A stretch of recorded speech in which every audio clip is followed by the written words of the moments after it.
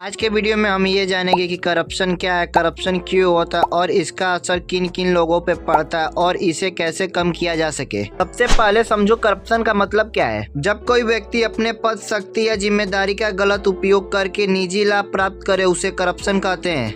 जैसे रिश्वत लेना, सरकारी पैसे का गलत उपयोग करना, फर्जी पेपर बनाना, नौकरी के लिए पैसा लेना, टैक्स चोरी करना, सत्ता का गलत उपयोग करना। अब हम जानेंगे कि करप्शन होता क्या है। करप्शन का पहला मुख्य कारण है इंसान का लालच, जिस वजह से वो ज्यादा से ज्यादा पैसा कमाना चाहता है, जिस वजह से वो ईमानदारी का रास्ता छोड़ गलत रास्ता चुनता है। दूसरा कारण है कानून का कमजोर होना। ऐसा नहीं है कि कानून कमजोर है, कानून का पालन करने वाले कमजोर हो चुके हैं। उदाहरण के लिए आजकल कोई रेप भी कर रहा है तो कुछ समय बाद वो बेल पर होता है या सालों सालों केस चल रहा है। किसी घोटाले की वजह से मासूमों की जान चली जाती है, जैसे पुल गिर जाना, रोड में गड्ढे की वजह से मौत होना या रोड पर एक्सीडेंट होना। लोगों को डर ही नहीं है क्योंकि उनको पता है ईमानदार से ज्यादा बेईमान भरे इस सिस्टम में जो कि बिक जाते हैं। तीसरा कारण है लोगों का डर। कई बार ऐसा होता है कि लोग करप्शन होते हुए देखते तो हैं पर चुप रहते हैं। इसके पीछे का कारण या तो उन्हें चुप कराया जाता है या फिर उन्हें नुकसान पहुंचाने की धमकी दी जाती है या फिर वो ये सोचकर चुप हो जाते हैं कि वो बड़ा आदमी है, उसका सिस्टम कुछ नहीं उखाड़ सकता है, जिस वजह से गलत काम करने वाले की हिम्मत और बढ़ जाती है। चौथा कारण है राजनीतिक और पैसों का गलत संबंध। चुनाव और राजनीतिक ताकत का उपयोग जनता की सेवा के बजाय खुद का फायदा करने पर ध्यान देना, अपनी तिजोरी को भरना या फिर कॉन्ट्रैक्ट किसी ऐसे व्यक्ति को देना जिसमें दोनों का फायदा हो सके। जनता का क्या, मुफ्त में थोड़े पैसे और राशन दे दो, वोट आपको मिल ही जाएगा। अब जानते हैं कि करप्शन से इसका असर कहाँ कहाँ पड़ता है। ये जो कुछ पैसे और राशन के लिए जो अपना वोट बेईमान नेताओं को देते हो,